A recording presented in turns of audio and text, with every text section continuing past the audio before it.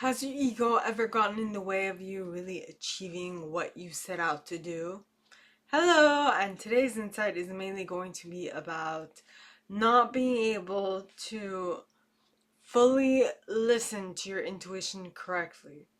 So, the reason why I'm talking about this is because that in and of itself is a trauma. Usually, I know I've done this a couple of times, and I'm pretty sure a lot of people were like, I skipped it again because actuality, everything in life is a lesson. Everything that happens in your life is a lesson. And if you take all of them as such, you will grow exponentially from it. Now, usually when you miss out on something, it's just an indication that you have to grow in that area. And what do I specifically mean by trauma of not listening to your intuition correctly? It's not something to be mad about. It's just something that says that you were not trained in that way. We go through trainings to improve our capabilities in specific ways. And if your intuition has not been stretched in that direction, you will not be able to stretch it in that direction when it happens. Because what is an intuition? Intuition is something that you've had enough experience in for you to have learned something in it.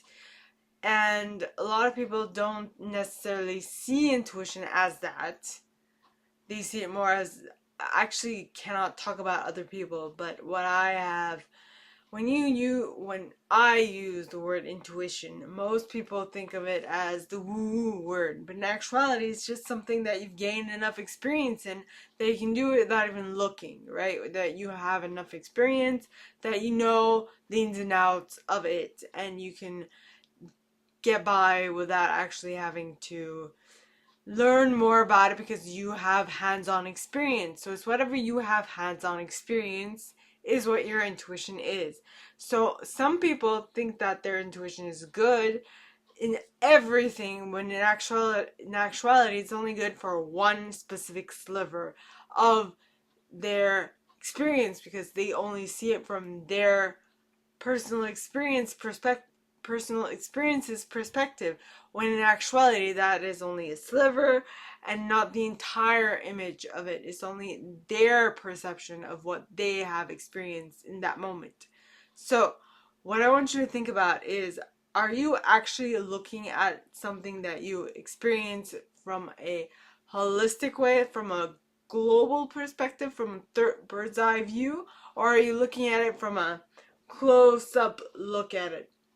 Is what I want you to think about. So ponder that.